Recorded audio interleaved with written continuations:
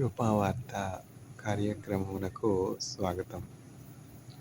నేటి ధ్యానాంశము సాత్వికము, మీక్నెస్. సాత్వికులు ధన్యులు, వారు భూలోకమును స్వతంత్రించుకొందురు. Blessed are the meek, they shall inherit the earth.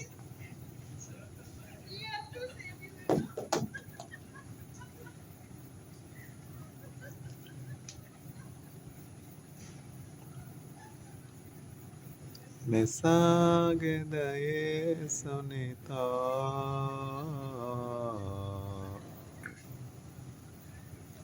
నా జీవిత కాలమంతా నే సాగెద యేసునితో, నా జీవిత కాలమంతా యేసుతో నడిచెదా, యేసుతో గడిపెదా, యేసుతో నడిచెదా, యేసుతో గడిపెదా, పరమును చేరగనే వెళ్ళదా,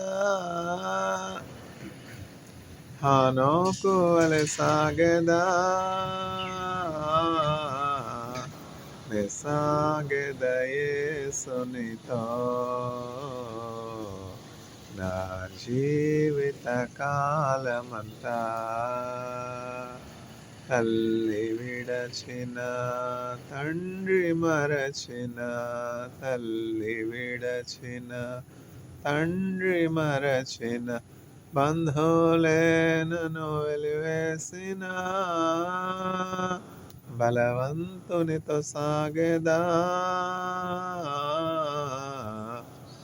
నే సాగెద యేసునితో, నా జీవిత కాలమంతా. వెనుక శత్రువు వెంటాడినను, వెనుక శత్రువు వెంటాడినను, ముందు సముద్రము ఎదురొచ్చిన, మోషే వలె సాగెదా, నే సాగెద యేసునితో, నా జీవిత కాలమంతా. నే సాగెద యేసునితో, నా జీవిత కాలమంతా.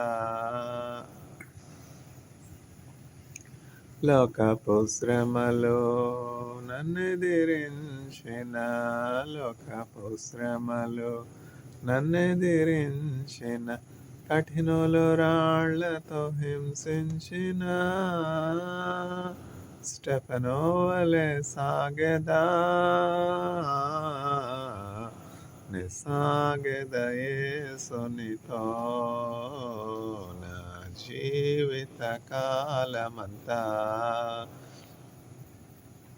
నే సాగెద యేసునితో, నా జీవిత కాలమంతా. వెనుక శత్రువు వెంటాడినను, వెనుక శత్రువు వెంటాడినను, ముందు సముద్రము ఎదురొచ్చిన, మోషే వలె సాగెదా, నే సాగెద యేసునితో, నా జీవిత కాలమంతా. నే సాగెద యేసునితో, నా జీవిత కాలమంతా. సాత్వికము, మీక్నెస్. సాత్వికులు ధన్యులు, వారు భూలోకమును స్వతంత్రించుకొందురు. Blessed are the meek, for they shall inherit the earth. ధన్యులో ధన్యులో ధన్యులో ధన్యులో యెహోవా దేవునిగా గలవారే ధన్యులు ధన్యులు ధన్యులు. నీ వలన బలమునందో వారందరూ ధన్యులు, వారెల్ల వేళలందో ధైర్యముగా జీవింతరో.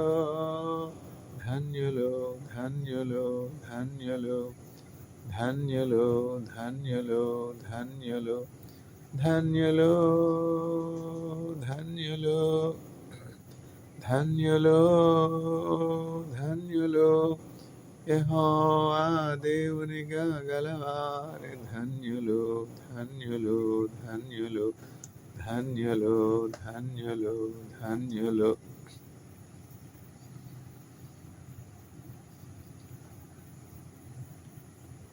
ఈ రోజుల్లో వర్తమానాలు ఎట్లా ఉన్నాయంటే ప్రారంభం మర్చిపోతారు చాలామంది వర్తమానికులు.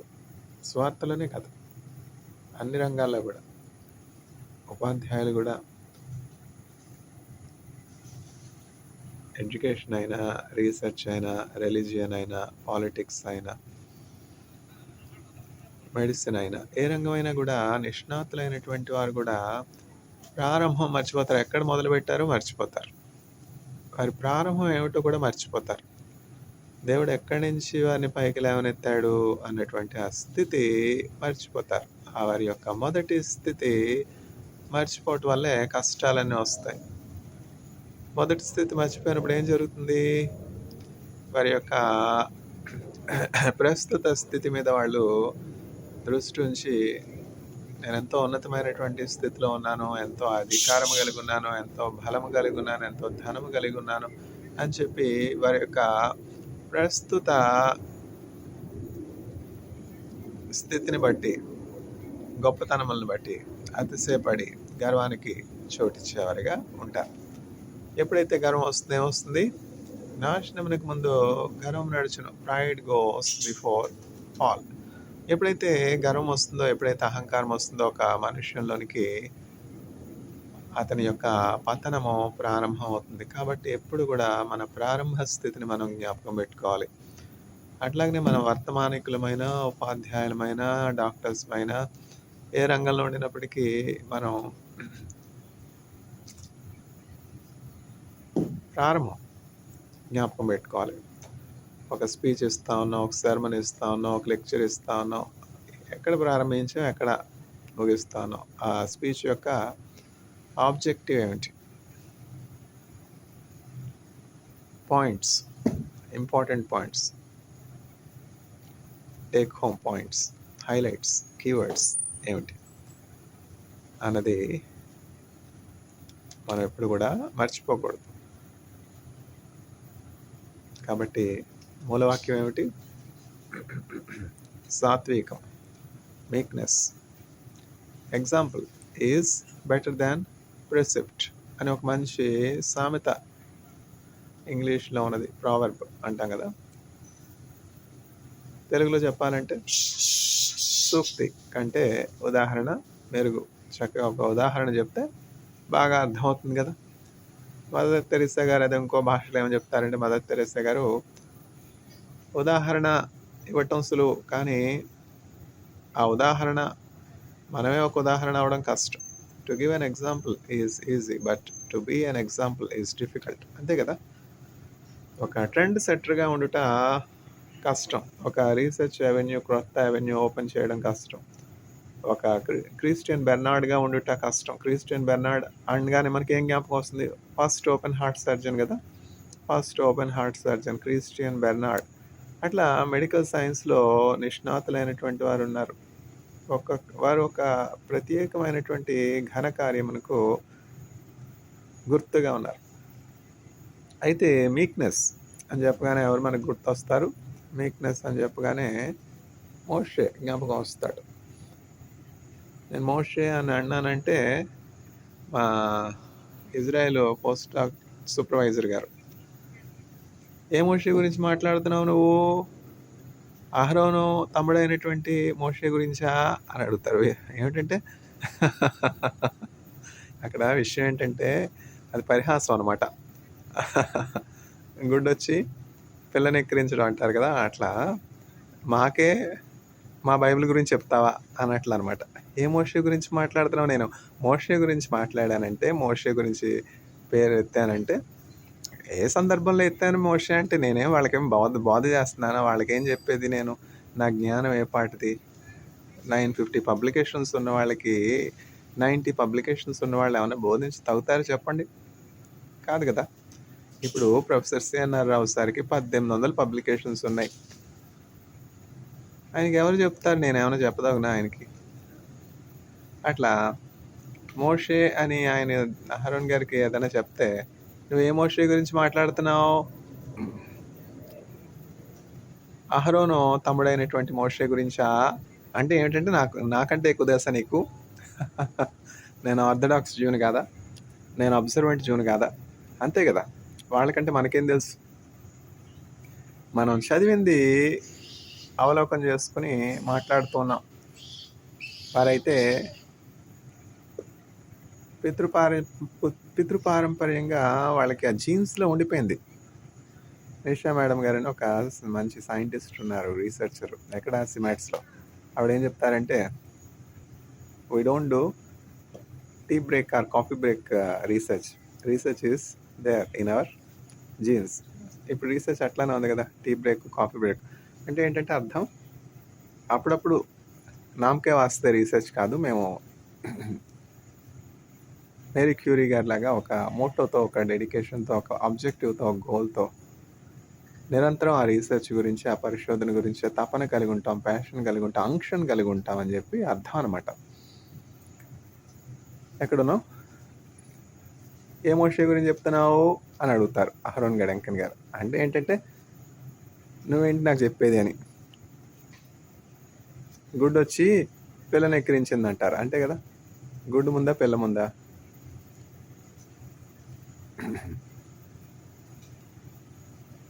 గుడ్డు వచ్చి పిల్లని ఎక్కిరించింది అన్నట్లు.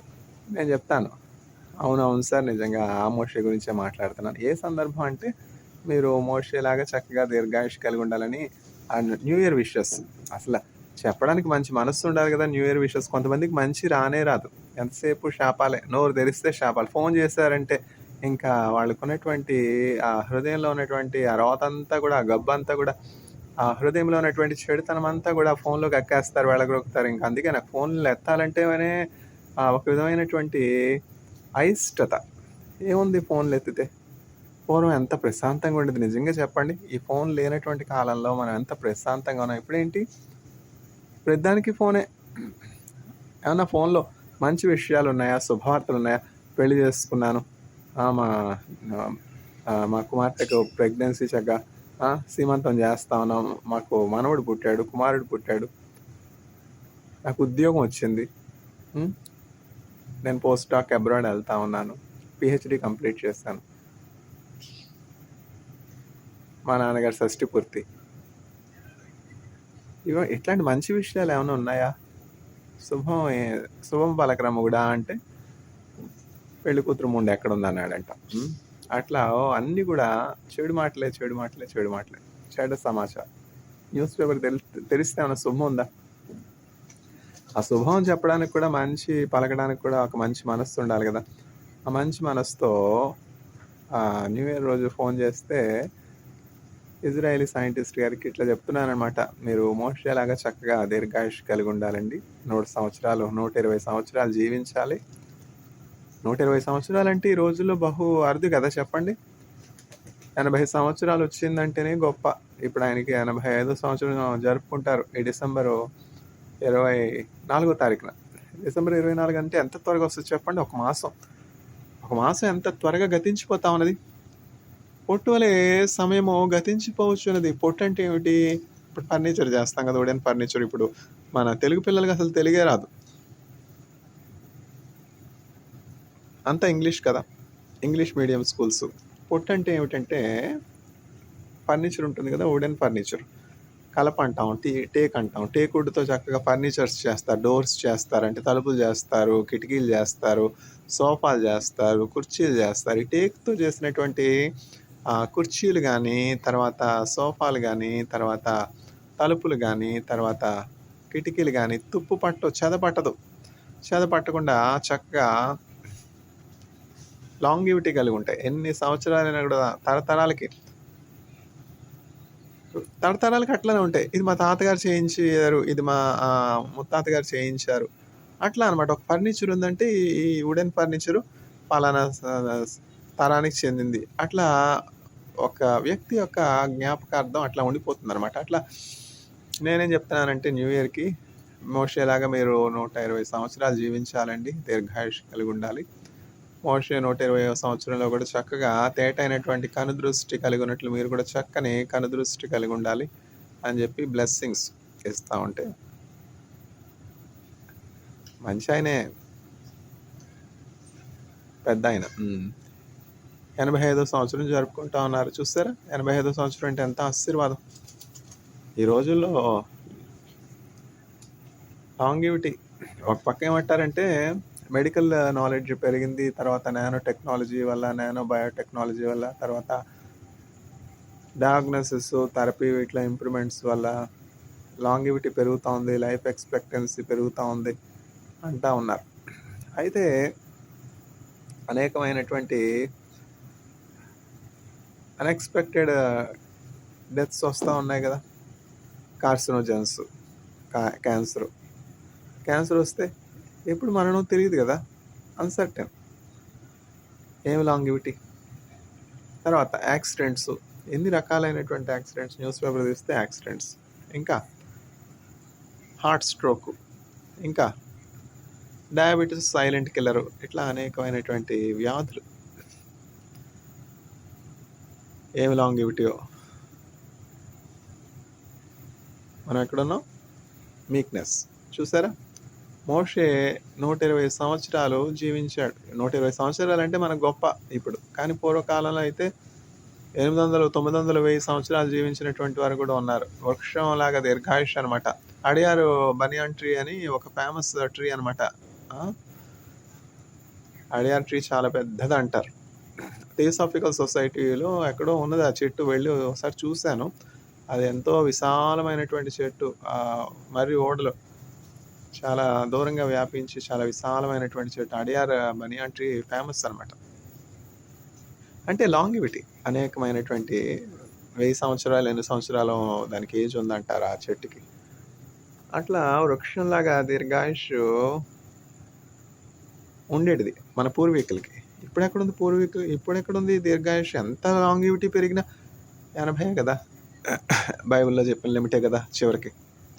మా ఆయుష్కాలం 70 సంవత్సరాలు, అధిక బలం ఉంటే 80 సంవత్సరాలు. ఆయనను వాటి వైభవం ఆయాసమే దుఃఖమే. ఏసీలు వచ్చేసాయింది, ఏసీ కంఫర్టబుల్ అనుకున్నా. ఏం కంఫర్టు? మళ్ళీ ఏసీ లేకుండా చక్కగా ఫ్యాన్ లేకుండా సోఫాలో పడుకున్నంత నెమ్మదిలే ఏమన్నా ఉందా? నేను ఇజ్రాయెల్ అసలు ఫ్యాన్ పెట్టుకునేవాడిని కాదు, ఏసీ పెట్టుకునేవాడిని కాదు. చక్క కిటికీ తలుపు తీస్తే చల్లని గాలి. ఏమిటంటే ఎంత మధ్యాహ్నం ఎండ వేడిమిగా ఉండినప్పటికీ కూడా సాయంకాలం 5-5:30 అయ్యేటప్పటికి చల్లగాలి తిరుగుతుంది. అదేంటంటే మెడిటరేనియన్ క్లైమేట్. మన మెరీనా కోస్ట్ ఉంది కదా, చెన్నైలో మెరీనా కోస్ట్ అంటే సెకండ్ లార్జెస్ట్ సీ కోస్ట్ అన్నట్లు ఈ మెడిటరేనియన్ కోస్ట్ కూడా ఎంతో దూరంగా చాలా విశాలమైనటువంటి లాంగ్ సీ కోస్ట్ అనమాట. అట్లా మెడిటరేనియన్ క్లైమేట్, ఆ ప్లెజెంట్ క్లైమేట్. అసలు ఇజ్రాయెల్లో ఉండాలి, అక్కడ ఉండటం ఒక ఆశీర్వాదం. ఇజ్రాయెల్ ఏమిటంటే పరలోకానికి ఒక గుర్తుగా భూలోకంలో ఉన్నదనమాట. ఇజ్రాయెల్ దేశంలో ఎంత సమాధానం, ఎంత శాంతి. ఆ ఇజ్రాయెల్ దేశంలో ఎంత క్వాలిటీ ఫుడ్ క్వాలిటీ, తర్వాత air quality, life quality, life style. ప్రతి 100 మీటర్లకు కూడా చక్కగా ఒక మంచి తోట ఉంటుంది, ఒక మంచి గార్డెన్ ఉంటుంది. తర్వాత ఏంటంటే సాయంకాలం 5:30 ఆ టైం అయ్యేటప్పటికి వృద్ధులందరూ కూడా చక్కగా ఏమిటది చేతికర్రలు పట్టుకుని నడుచుకుంటా వచ్చి ఆ పార్క్లో కూర్చుంటారు. ఇంకా బాగా వృద్ధులైతే నడవలేనటువంటి స్థితిలో ఉన్నటువంటి వారైతే కేర్ గివర్స్ ఉంటారు. వాళ్ళ యొక్క కేర్ గివర్స్ వాళ్ళని చక్కగా వీల్ చైర్‌లో కూర్చోబెట్టి తీసుకొని వచ్చి చిన్న పిల్లవాడిని చూసినట్లుగా ఆ వృద్ధులకి కేర్ ఇస్తారు. అట్లాంటి కేర్ ఎక్కడుంది చెప్పండి ఇండియాలో? అవి తెస్తేనే మంచిది అనుకుంటున్నారు పెద్దవాళ్ళని చూసి. పెద్దవాళ్ళని చూస్తే వీళ్ళెప్పుడు చస్తారా? ఎప్పుడు పోతారా? అన్నటువంటి చెడ్డ తలంపు కలిగి ఉన్నారు మనుషులు ఇప్పుడు. అంతే కదా! ఎందుకంటే ఆర్థిక ఇబ్బందులు, తర్వాత చూసుకునే పరిస్థితులు లేనటువంటి స్థితి ఇవన్నీ కూడా ఉన్నాయి. ఇవన్నీ కూడా మారాలి. మోషే మిక్కిలి సాత్వికునిగా ఉన్నాడు. మోషే సాత్వికుడు అని చెప్పి మనుషుల దగ్గర సర్టిఫికేట్ పొందుకోలేదు కానీ దేవుని దగ్గరే మంచి సర్టిఫికేట్ పొందుకున్నాడు. దేవుడు ఇచ్చినటువంటి సాక్ష్యం ఏంటంటే మోషే గురించి, మోషే భూలోకవాసులందరిలోకి కూడా సాత్వికమైనటువంటి మనుష్యుడు. చూసారా? చెన్నైలో ఉన్నటువంటి వాళ్ళందరిలో సాత్వికులు ఎవరు? ఇండియాలో ఉన్నటువంటి వారందరిలో సాత్వికులు ఎవరు? అమెరికాలో ఉన్నటువంటి వారందరిలో సాత్వికులు ఎవరు? అట్లా కాదు.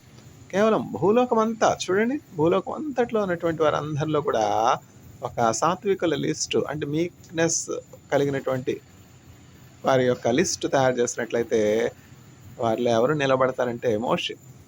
మోషే stands out as the meekest. మోషే is the meekest of all the inhabitants of the earth during his generation. అప్పుడు ఇప్పుడు మోషే కదా. లేకపోతే ఆ సాత్వికం లేకపోతే ఇజ్రాయేలీలను అంతవరకు థ్రెషోల్డ్, ప్రామిస్ ల్యాండ్ థ్రెషోల్డ్ వరకు తీసుకురాగలరా చెప్పండి? ఆ భార్య పెట్టే చిత్రహింసలే భర్తలు తట్టుకోలేక సూసైడ్ చేసుకుందాం అనుకుంటున్నారు. ఒక్క భార్యే, ఇంకా ముస్లిమ్స్ అయితే 2-3 ఉంటారు. పాపం వాళ్ళు ఎట్లా తట్టుకుంటున్నారో తెలియదు ఈ భార్యల పోరు. భార్య పోరు, భార్య పెట్టే పోరు, ఇంటిలోన పోరు ఇంతింత కాదయ. చెప్పులో రాయంట, చెవిలో జోరేగంట, కంటిలో నలుసంట, ఇంట్లో పోరంట. ఎవరు? ఈ భార్య పెట్టే పోరు ఎట్లా ఉంటుందంటే, కంట్లో నలుసు ఎంత బాధగా ఉంటుంది. చెప్పులు రాయి, నడవగలమా?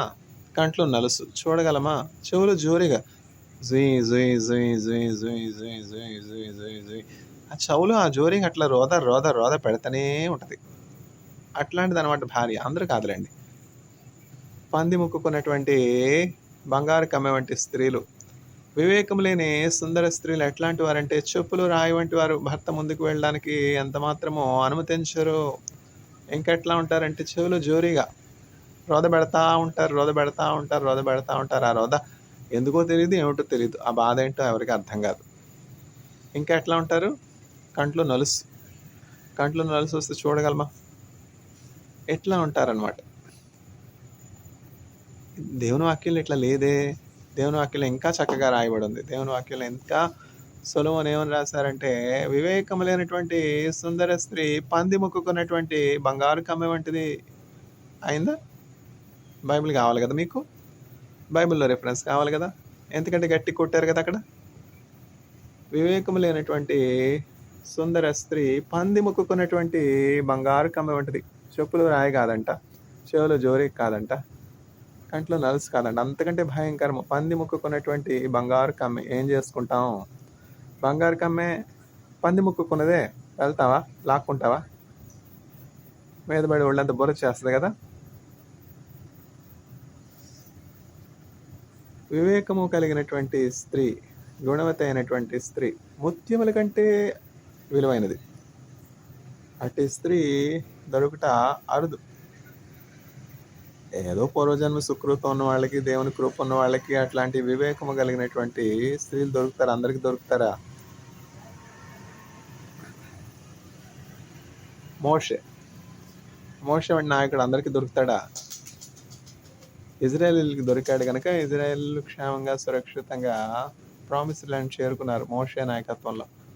చాలా మార్లు దేవుడిని విసిగించారు ఇజ్రాయేలీలు. అప్పుడు మోషేతో దేవుడు ఏం చెప్తున్నాడంటే, మోషే వీరు నేను అరణ్యంలో చంపివేస్తాను, వీరి వల్ల నేను నా ప్రాణం బాగా విసిగింది, వీరు నన్ను ఎంతగానో బాధ పెడతా ఉన్నారు, ఎందుకు వీళ్ళు బ్రతికుండడం, ఆకులు రాలినట్లు అరణ్యంలో రాలిపోతారు, నీ నుండి నేను ఒక గొప్ప జనాంగమును, క్రొత్త జనాంగమును ఉద్భవింపజేసి నీ కుమార్తెలను ప్రామిస్డ్ ల్యాండ్లో నాటుతానంటే మోషే అడ్డుపడి, ప్రభా అట్లా అనక నాయన, నువ్వు ఎంతో నీ బాహుబలం చేత అద్భుత కార్యాలు చేసి, ఆశ్చర్య కార్యాలు చేసి, 10 సూచక్రియలు చేసి, 4 శతాబ్దాల బానిసత్వం నుంచి ఇజ్రాయేల్‌ని అందరిని విడిపించావు కదా! ఇప్పుడు వారిని నీవు నశింపజేసినట్లయితే, వారిని నువ్వు చంపివేసినట్లయితే వారేమంటారంటే, వారి యొక్క శత్రువులు, నీ యొక్క శత్రువులు ఈ చుట్టుప్రక్కల ప్రాంతంలో ఉన్నటువంటి వారు ఏమంటారంటే, దేవుడు తాను చేసినటువంటి వాగ్దానాన్ని నిలబెట్టుకోలేక ఇజ్రాయేలీల మధ్యదారులని చంపేశాడంటారు. ప్రభా, నీకెందుకు ఈ అపనింద? ఉన్న నిందలు చాలవా? ఇజ్రాయేలీలు పెట్టే నిందలు చాలవా ప్రభా? ఇజ్రాయేల్ పెట్టే పోరు చాలదా? బయట వాళ్ళు కూడా నిన్ను నిందించాలా, దూషించాలా, పరిహసించాలా? వద్దు ప్రభా, వారిని ఉండని, వారిని ప్రామిస్ ల్యాండ్కి వాగ్దాన దేశానికి తీసుకుని వెళ్తా అన్నావుగా, తీసుకెళ్ళు అని చెప్పి దేవునితో పోరాడి, దేవునితో విజ్ఞాపన చేసి, దేవుని యొక్క ఉగ్రత ఇజ్రాయేలీల మీద పడకుండా అనేక మార్లు అడ్డుపడ్డాడు మోషే. 40 రాత్రులు 40 పగళ్ళు దేవుని సన్నిధిలో ఎత్తైన కొండపై దేవునితో ముఖాముగ్గా, ఒక స్నేహితుడు ఇంకొక స్నేహితుతో తనతో మాట్లాడినట్లు దేవునితో ముఖాముగ్గా ఉన్నాడు. అందువలన మోషే మిక్కిలి సాత్వికుడైనటువంటి మనుష్యునిగా ఉన్నాడు. 40 సంవత్సరాలు ఇజ్రాయేలీల్ని ఆ అరణ్యం గుండా, లోయల గుండా, కొండల గుండా నడిపించాడు. కొండలలో, లోయలలో, అడవులలో, ఎడారులలో నన్ను గమనించినావా, నన్ను బలపరచినావా. యేసయ్యా, యేసయ్యా, యేసయ్యా, యేసయ్యా, నిన్నే నిన్నే నే కొలుతోనయ్యా, నీవే నీవే నా రాజు అయ్యా. యేసయ్యా, యేసయ్యా, యేసయ్యా. కాబట్టి మనం ఎక్కడ ప్రారంభించాం? సాత్వికం. సాత్వికముగా ఉండుట వలన ప్రయోజనం ఏంటి చూసారా? మోషేతో దేవుడు చెప్తున్నాడు, మోషే, భూజనులందరిలో కూడా, నా ఇల్లంతట్లో కూడా నీవు నమ్మకమైనటువంటి వాడవు, నీవు నమ్మకస్తుడు, నువ్వు మిక్కిలి భూలోకవాసులందరిలో కూడా సాత్వికుడు.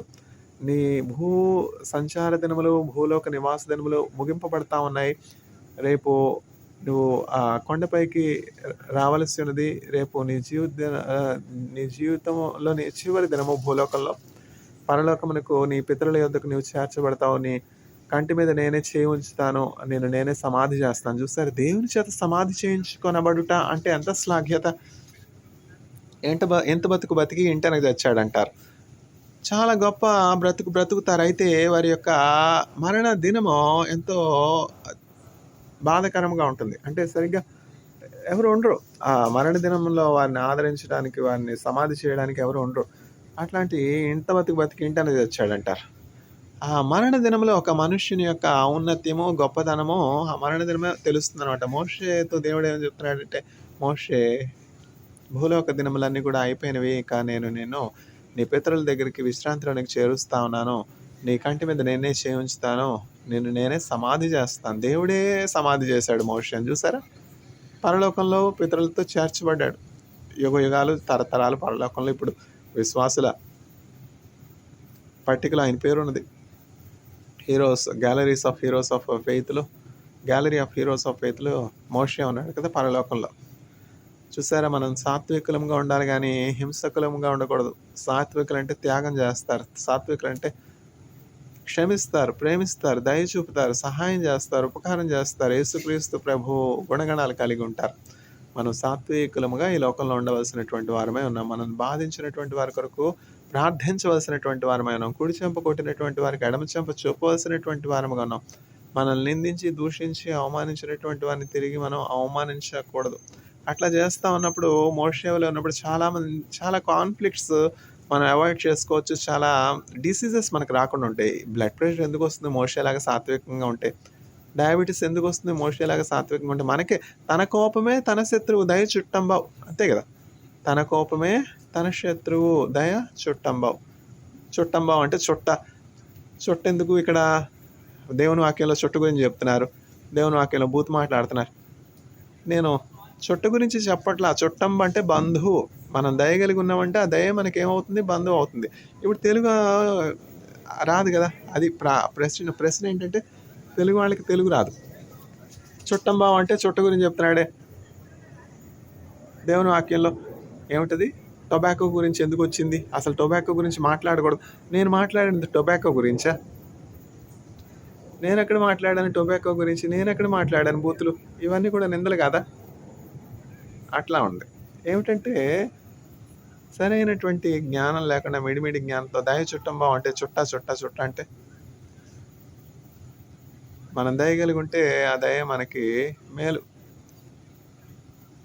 దయగల వారిపై దయ చూపించును, కఠినుల ఎడల వికటము చూపును, గర్విష్ఠుల యొక్క గర్వమునణచును, సర్వము నెరిగిను సర్వాధికారి, సర్వము నెరిగిన సర్వాధికారి యెహోవా.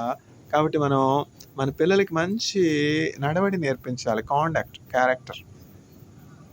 If health is lost, if money is lost, nothing is lost. If health is lost, something is lost. If character is lost, everything is lost. Moshe's character and conduct are good. That is why God says Moshe is the meekest of all the inhabitants of the earth. Moshe is faithful in all my household. See, what a great conduct, what a great character. What character certificate you are getting, what conduct certificate you are getting, what people are telling behind you, that is more important. Once we leave this world, we should leave the legacy like Moshe. Moshe is the meekest of all the inhabitants of the earth. Moshe is the faithful among all the household of God. This is the legacy, this is the testimony Moshe had before God. What testimony we have, what testimony we have, what character we have, what conduct we have. If money is lost, nothing is lost. Do we consider that way? Do the audience consider that way? If money is lost, everything is lost. That is what is the current trend. If money is lost, everything is lost. If health is lost, something is lost. If character is lost, nothing is lost. Everything is upside down now. ఉలగమెల్లా మాయయా దేవాం ప్రసన్నం తారుమయ్యా, எப்போதும் பிரசன்னம் போதுமையா. உலகமெல்லாம் மாயையா.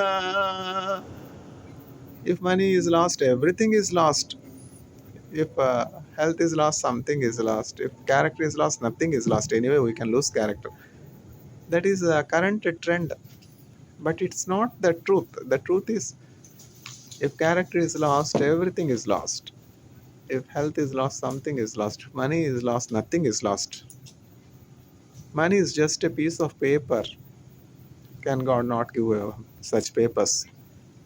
What for? Can money give you life, eternal life? Can money give you healing? This is again another deception by Satan. Accumulate so much of wealth, so much of life. 80,000 crores. Jayalalitha Amma's property. Who inherited? Who inherited 80,000 crores? Not 80 crores, 80,000 crores.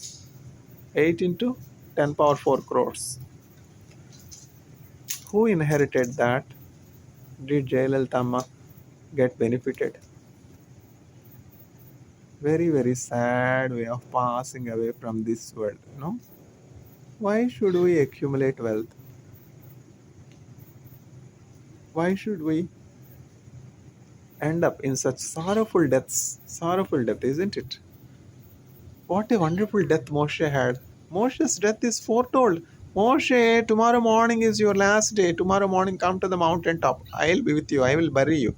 I will put my hand on you. I will gather you to your ancestors. You will be in heaven.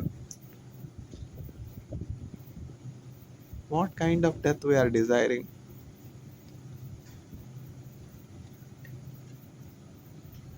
Bilam, the prophet, desires the end of the righteous. May my end be the end of the children of Jacob. నా యొక్క అంతము ఈ యాకోబు యొక్క సంతతి వారి యొక్క అంతం వలె ఉండును గాక. May my end be like the end of the children of Israel. Then Balak, the king, says, why did I bring you with so much of effort? Did I bring you here to bless the Israelites? Did I not bring you to curse the Israelites? You are doing what is displeasing me, what I do not want. You can go now. If you do not curse, it's okay for me, but don't bless them. Did I bring you to bless them? Did I bring you to bless Israel? Why are you blessing? O king, is there anything in my mouth, in my hand, in my control? Can I speak on my own? Whatever God puts in my mouth, only that I can speak. Did I not tell you? I cannot speak on my own because my mouth and my body and my whole of the being is in the control of God. I am the prophet of God. బిలాము, నీవేమి చెప్తున్నావు? నేను ఇజ్రాయెల్ని శపించడానికి కదా నేను ఎంత దూరం తీసుకొచ్చాను. శపించమంటే Israel నువ్వు ఇన్ని మార్లు ఆశీర్వదించావు, మళ్ళీ ఆశీర్వదిస్తున్నావు. నువ్వు శపించకపోతే పోయింది, కానీ ఆశీర్వదించొద్దు, నువ్వు వచ్చిన దాన్నే తిరిగి వెళ్ళు. ఎందుకని నీవు ఆశీర్వదిస్తా ఉన్నావు ఇజ్రాయేలీలను? నా అంతమో ఇజ్రాయేలీల అంతం వలె ఉండునుగాక, నా అంత్య దశ వీరి వలె ఉండునుగాక, నా అంత్య దినములు యాకోబు సంతతి యొక్క దినములు వలె ఉండునుగాక అని చెప్పి దీవించినప్పుడు బాలాకు బిలాముతో ఏమంటున్నాడంటే, నువ్వు వాడిని శపించకపోయినా పర్వాలేదు కానీ దీవించొద్దయ్యా. ఎందుకని దీవిస్తా ఉన్నావు? నిన్ను వాడిని దీవించడానికి ఇక్కడికి తీసుకొచ్చాను. వాడిని శపించి వాడిని ఎట్లా అయినా ఇక్కడి నుంచి పారద్రోలడానికి కదా నేను తీసుకొచ్చాను. మరి ఎందుకని నీవు వాడిని దీవిస్తా ఉన్నావు? నీ ఉద్దేశం ఏమిటి అంటే, అప్పుడు బిలాము చెప్తూ ఉన్నాడు, మంచి అయినా చెడైనా నేను మాట్లాడగలనా? దీవెనైనా శాపమైనా నేను పెట్టగలనా? దేవుడు నా నోట్లో ఉంచిందే కదా చెప్తాను. దేవుడు నా నోట్లో దీవెన ఉంచితే శాపమైనా నేను చెప్పగలను? దేవుడు దీవించమని చెప్తే నేను ఎట్లా శపించగలను? దేవునికి వేరుగా నేను ఏమైనా చేయగలనా? దేవునికి వ్యతిరేకంగా విరోధంగా నేను ఏమైనా చేయగలనా? నేను చెప్పలేదా దేవుడు నా నోట్లో ఉంచినటువంటి మాట చెప్తానని బాలాకు? May the Lord grant grace to the audience to be meek like Moshe and have the good end like Moshe. Amen.